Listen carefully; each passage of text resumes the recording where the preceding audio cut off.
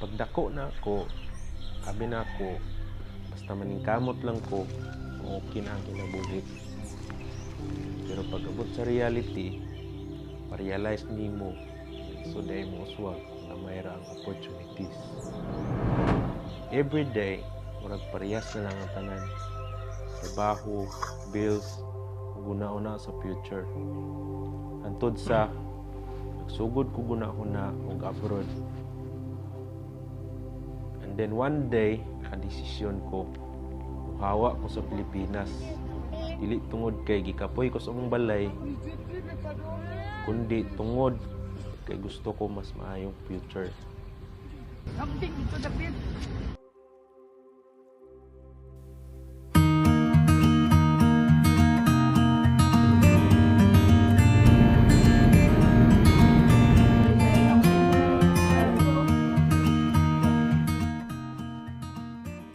Pag-abot na ako diri, everything changed.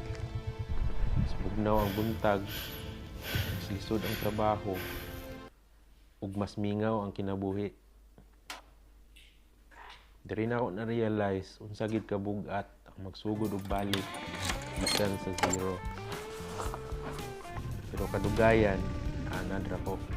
Dili tungod kay ni sayon, kundi tungod kay sa hinay-hinay giusab ko aning kinabuhian. Basin, plano po nimo mahimong dairy farmer abroad, makatabang ni nga video para ma-prepare ka sa opportunity o sa reality. Porta magpadayon, gusto lang na ako i-clear nga ang kada tao lahi-lahi og experience. So, nga akong ma-share diri is based lang sa akong experience working as a dairy farmer here in New Zealand.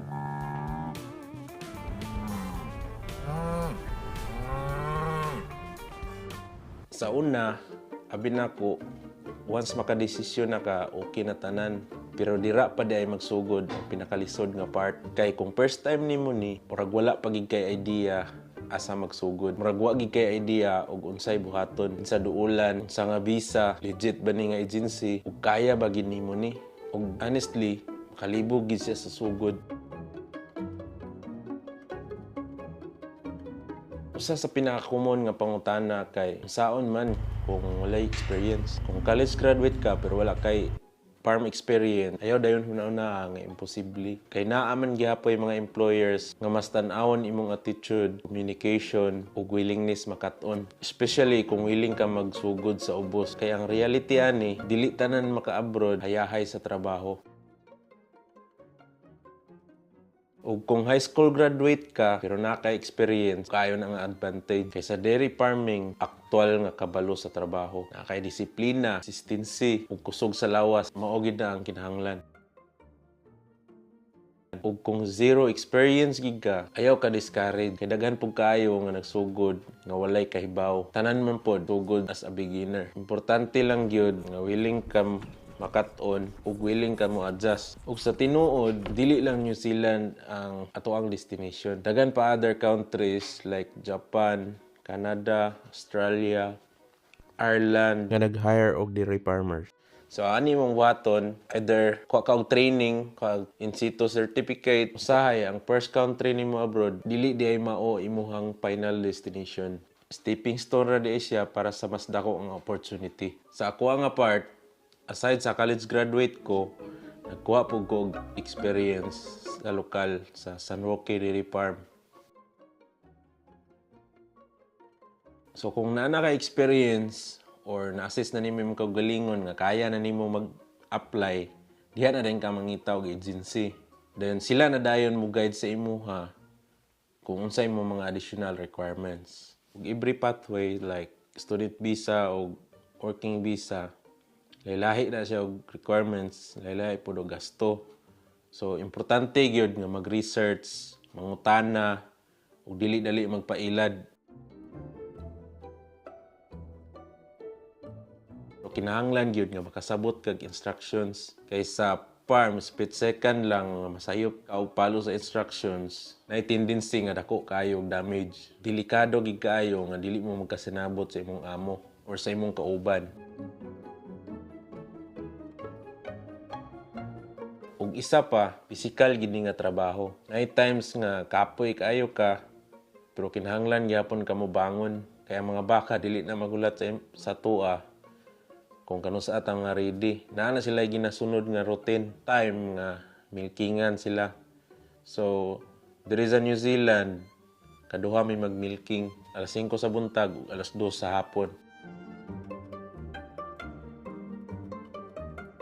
Ug siguro oni ang part wala kayo maisguti online. Daghan abi nila once maka-abroad na ka kinatanan, mingaw kaayo, maginusara gid ka, binadili pa nimo madala imong family diri. Mingaw kayong palibot ug kapoy. Naay mga moments or naay time nga imong question imong kaugalingon nga worth it pa ba ni? Other thing, wala pa gani ka makalarga, hagasto na ka. Basic requirements, passport, medical, o pocket money, o ticket nimo ni gikan sa imong example naka sa Mindanao or Visayas, nanglan pa ka mo sakay aeroplano padulong sa Manila para mag-submit sa imong passport. So depende sa pathway. So ang uban kasagaran magasto dagay sa around 100,000 1M. Ako lang nang gi-range depende sa pathway pero naara diha ang magasto. Pero bisan human kag process sa papers, interviews o preparation, wala gyud maka-prepare nimo sa reality sa pagtrabaho abroad. So, if gusto gid nimo mahimong dairy farmer abroad, ay lang pag-prepare sa requirements. Prepare yourself. Before ko naka-abroad, dahan kog butang nga wish nako kabalo na ko daan. Isa sa pinaka-importante, driving. Kaya sa farm, drive ka traktor, motor, quad bike, truck, pickup truck. Ug animal handling pod. How to move around cows, how to stay calm, ug unsaon pagbasa sa ilang movement. Kay once magpanic ka, panic pod ang mga baka. Kaya ang dairy farming, dili lang ni about sa baka. Routine, disiplina, o physical work, gini siya everyday. Pero ang pinaka-importante gyud dapat mentally prepared ka. Kaya ang pinakabugat diri dili permi physical. Ang pinakabugat diri ang kamingaw, isolation kanang nakakalayo sa community. Ang urban areas lagyo na sa town ba. Mingaw na gayo gamay rag taw. Gamay rag silingan. Huwag silingan, layo kay silingan. Ug labaw sa tanan, homesick. Ngawan kasi mong pamilya. That's why discipline matters. Independence matters.